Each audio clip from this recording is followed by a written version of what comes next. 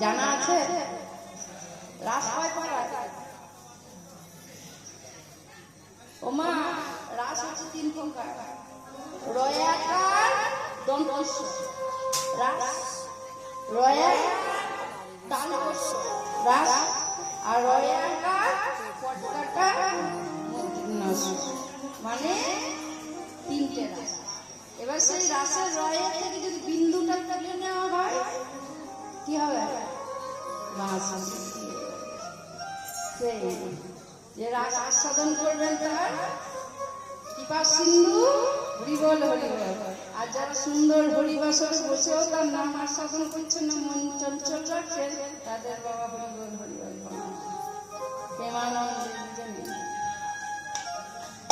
এইদিকে রাস কাকে বলছেন না ভগবত গীতায় বলছেন না, এই জীবাত্মার সাথে আমার ওই পরমাত্মার যখন মিলন ঘটে, যখন ভগবান তার গজগোপী মানে আমাদের মতো জীবাত্মার সঙ্গে ভগবান রূপী আত্মা যখন মিলন হয় তখন হয় রাস।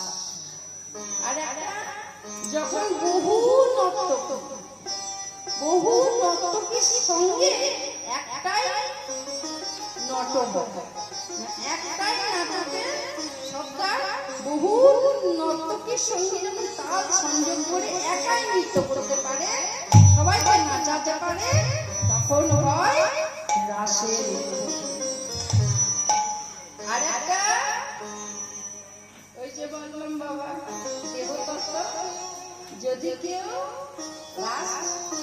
মতো গুরুচরণ আশ্রয় করে শ্রবণ করতে পারে তাহলে তার মধুময় জীবন হরি বল হরি বল। আর যদি না পারে তাহলে বয়াকার দন্তস্য।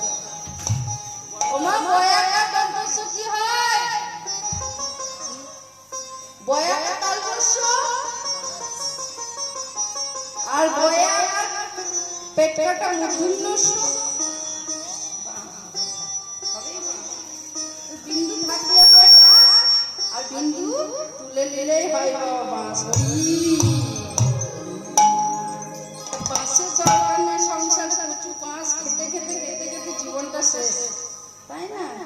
একটু আমরা ভগবানের রাস অর্থাৎ রসের আস্বাদন যেখানে পাওয়া যায়, যে আস্বাদন করলে মনের মধ্যে আনন্দের উদ্দীপন হয়, আর যে রস আস্বাদন করলে বারবার খেতে ইচ্ছা হয়, সেই রসের আমরা আস্বাদন করবো। সবাইকে প্রেমানন্দে হরি